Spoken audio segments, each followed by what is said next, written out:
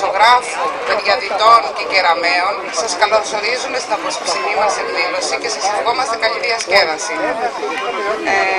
Καλώ τους Προέδρους των Συλλόγων για ένα σύντομο χαιρετισμό. Καλή διασκέδαση και πάλι.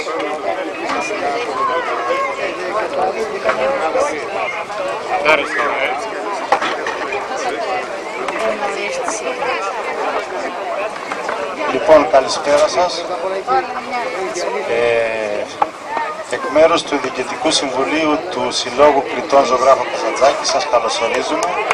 Απόψε σε συνεργασία με τους δύο άλλους συλλόγους θα κάνουμε το έθιμο του Κλείδωνα.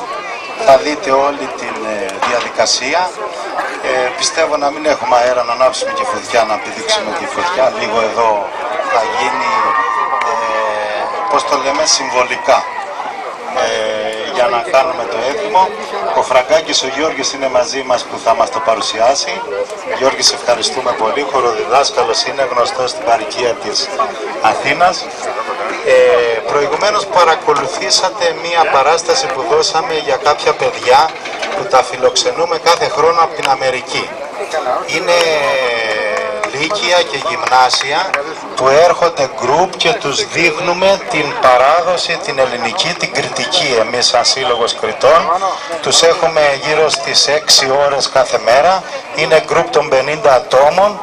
Είναι περίπου 1000 παιδιά που περνάνε κάθε χρόνο από εδώ, από το Δήμο μας, από το Σύλλογο Κριτών Ζωγράφου και τους δείχνουμε την παράδοση της Κρήτης. Είναι ένα πρόγραμμα που το είναι υπό την αιγίδα του Προέδρου της Αμερικής και έρχονται τα γυμνάσια και τα λύκεια για να γνωρίσουν τους πολιτισμούς άλλων χωρών.